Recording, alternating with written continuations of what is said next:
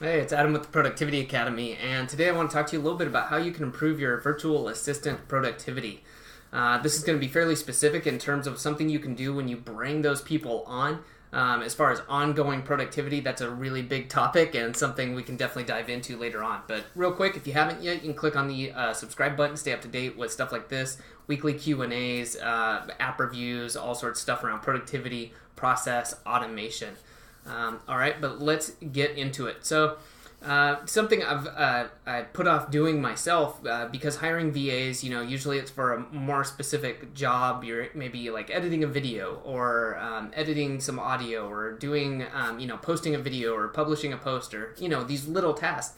But as over time, I've found that these people that I've hired have a wide range of skills, and the virtual assistants who have stayed with us in the various businesses generally end up doing more and more. They have skills, or they find kind of their niche, and their job role expands, which is great because they're able to help out more. But then over time, looking at it and saying, well, the original mindset was, well, you hire a VA, they do a very specific task, and that's it, and so long as they do it good, that's okay. But then kind of going into this in-between area between, well, a VA who does one task and then of like a full-time employee that, you would onboard and do all this stuff and continuous training and saying there's this middle ground in between. And so we're working on putting together, or rather deploying something we've come up with is just like a one-page onboarding and saying, you and me, we have these systems we use for productivity. Whether you're watching this and your productivity system is a notepad, and you look at it every day and you match it with your calendar and prioritize, that's fine. But getting your way of doing things across to your virtual assistants is really important for two reasons. One, it's going to make them more productive if they don't have a system of their own. Perhaps you could learn from them in some cases. Maybe they have ways of doing things you should ask them about. But when you bring them on, you want to maybe give them a one-pager. Literally, it could be a Google Doc where you write down, hey, this is how I work. This is, how I want things organized. And you need to use a task list. Like, this is the kind of the bare bones, because some people may not be used to that. So you can either pay for an app or use something free like Todoist, which is what I recommend for all of our VAs. I say you need to understand how to use this. Here's a quick video I made on how I use it. This is how you set up recurring tasks, because it's most likely that you're going to have a virtual assistant who does some sort of recurring task. And then just say that this is part of the terms of being employed is understanding how to use this.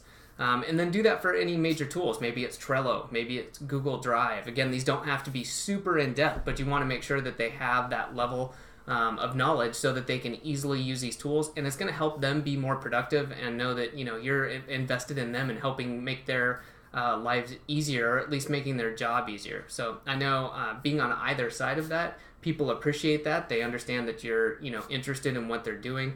And for our virtual assistants, I want them to do better work. I don't want them, to be racking their brains trying to figure out how to be more productive or remember things. I want that to also be taken care of, and I don't expect them to always know about that. And then the other way that I would really help out myself, and I recommend that you do this as well, is to be upfront with communications and questions. Okay, what's your preferred method of communication? Don't wait until you've started working together.